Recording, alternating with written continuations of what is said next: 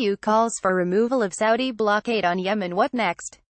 TEHRAN. The European Union says Saudi Arabia's slight easing of its illegal blockade on Yemen is not enough to stop the country from plunging into famine, urging further measures to alleviate the humanitarian crisis. This comes as the EU itself is under mounting pressure from the international civil society to ban arms sales to Saudi Arabia in response to the Persian Gulf states' bombing campaign in Yemen.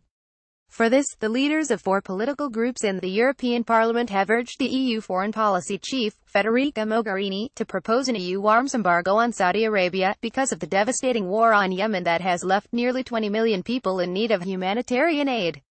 The MEP leaders accuse the EU of flouting its own rules by selling weapons to Saudi Arabia in defiance of a 2008 Common Code on military exports.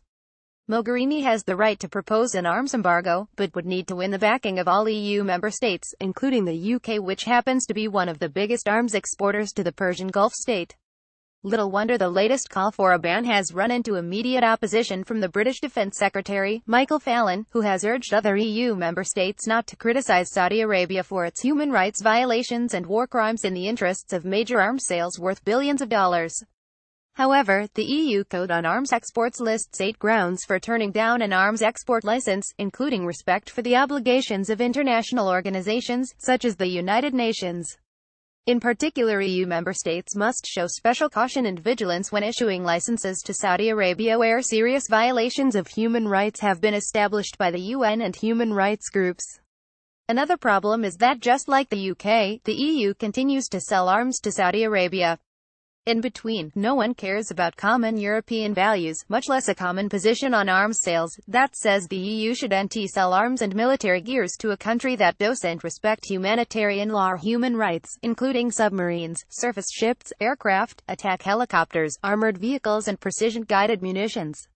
Mind you, France, followed by the UK, has just issued the most valuable arms import licenses to Saudi Arabia worth €16.9 billion, according to the latest EU arms export report, which also shows that 17 EU member states sold arms to the Persian Gulf state. As per international law, any such arms exports to Saudi Arabia are in direct violation of at least Criterion 2 of the Common Position in regard to the country's involvement in grave breaches of humanitarian law as established by competent UN authorities. True, the European Parliament passed a symbolic resolution in favor of an arms embargo in February 2016, but member states, which hold the levers of EU foreign policy, have so far ignored calls for action. The EU's foreign policy chief, Federica Mogherini, can put the issue on the agenda, but is reluctant to do so too. Worse still, the UK will no longer be bound by the EU's arms export code after Brexit. This is while the EU does not want disorder and turmoil on its southeastern flank. Wars in Syria, Iraq, and Afghanistan have produced mass migration into Europe and ISIL militants ready to hit the continent. In this sense, the Yemeni conflict is a significant and immediate menace to European security. It is time for the EU to keep human rights at the center of its foreign policy. European arms sales to Saudi Arabia and other Arab countries engaged in the Yemeni conflict have infringed the EU's Code on Military Exports. Under the bloc's legislation, EU member states cannot transfer arms to countries that do not comply with humanitarian law and international rules. As well, weapons sales are forbidden if they pose a threat to regional peace, security, and stability. Tragic enough, for some EU countries it seems that arms contracts with Saudi Arabia and other Middle Eastern cronies worth billions of dollars are more important than human rights and geopolitical stability in their own neighborhood.